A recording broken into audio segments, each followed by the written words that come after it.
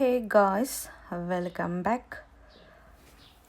നല്ല കട്ട ടെൻഷനും സ്ട്രെസ്സും കാര്യങ്ങളൊക്കെ അടിച്ചിരിക്കുമ്പോൾ പെട്ടെന്നൊരു അൺപ്ലാൻഡ് ആയിട്ടുള്ളൊരു ഔട്ടിങ്ങിന് പോയാൽ എങ്ങനെ ഉണ്ടായിരിക്കും? സൂപ്പറല്ലേ? എനിക്കത് പേഴ്സണലി ഭയങ്കര ഇഷ്ടമുള്ളൊരു സംഭവമാണ് കേട്ടോ.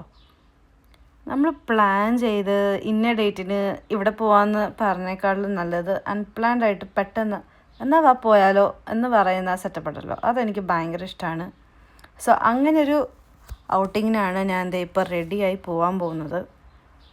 ഞങ്ങൾ ജസ്റ്റ് ഒരു അരമണിക്കൂർ ഡിസ്കസ് ചെയ്തു, പോയാലെന്ന് പറഞ്ഞു. അതെ, ഞങ്ങളിപ്പോൾ ഒരു ബീച്ചിലോട്ട് പോവാണ്.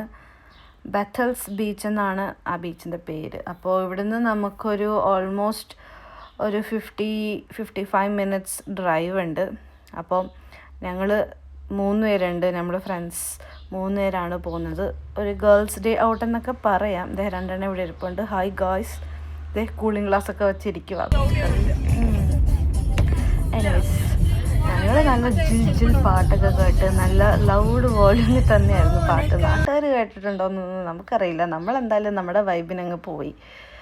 പുറത്ത് നേച്ചറായാലും അടിപൊളിയായിരുന്നു. യൂഷ്വലി അതിൻ്റെ തലേദിവസം വരെ നല്ല മഴ പെയ്തിട്ടുണ്ടായിരുന്ന സ്ഥലങ്ങളൊക്കെ ആയിരുന്നു ഇത്. ബട്ട് ഫോർ സം റീസൺ നമ്മൾ ലക്കി ആയിരുന്നെന്ന് തോന്നുന്നു. അന്നത്തെ ദിവസം മഴ പെയ്തിട്ടില്ല. നല്ല അടിപൊളി ക്ലൈമറ്റ് ആയിരുന്നു.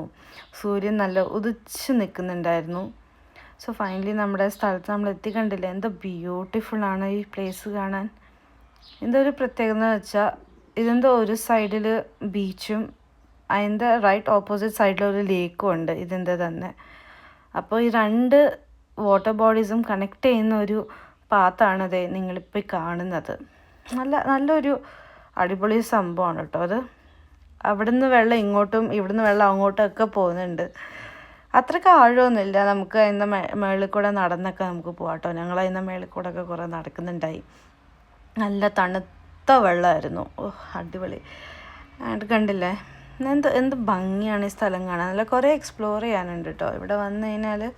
കാരണം ഇങ്ങന്ന് അങ്ങ് വരെയൊക്കെ നടക്കാനൊക്കെ കുറേ ഉണ്ട്. സോ നടന്ന് വരുമ്പോൾ ഓരോ സ്ഥലത്ത് അതിൻ്റേതായിട്ടുള്ളൊരു ബ്യൂട്ടിയും കാര്യങ്ങളൊക്കെ ഉണ്ട്. ഞാൻ പറഞ്ഞാൽ ഓരോ സ്ഥലത്തും ഓരോ ഭംഗിയായിരുന്നു കേട്ടോ ഈ സ്ഥലത്ത്. ഇത് 2 വലിയ പാറയുടെ ഇടയിലുള്ളൊരു വ്യൂ ആയിരുന്നു. അതിൻ്റെ ഇടയ്ക്ക് നമ്മുടെ ഈ റോക്സിൻ്റെ മേളിൽ ഈ കക്ക ഇരിപ്പില്ലേ, അത് ഇങ്ങനെ ഒട്ടിപ്പിടിച്ചിരിക്കുമ്പോൾ അത് കാണാൻ നല്ല ഭംഗിയായിരുന്നു. അങ്ങനെ നമ്മൾ നടന്ന് പോകുമ്പോൾ ഒരു സാധനം, എന്താ ഈ സാധനം എന്ന് ഒന്ന് അടുത്ത് പോയി നോക്കിയപ്പോഴാണ് മനസ്സിലായി. ആരുടെയോ ഒരു ആർട്ട് വർക്കാണെന്ന് തോന്നുന്നു.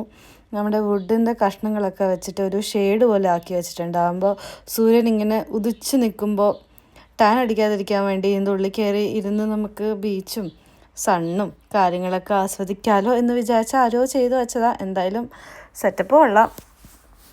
അങ്ങനെ ഞങ്ങൾ പിന്നെയും എക്സ്പ്ലോർ ചെയ്തു കുറേ കാര്യങ്ങൾ.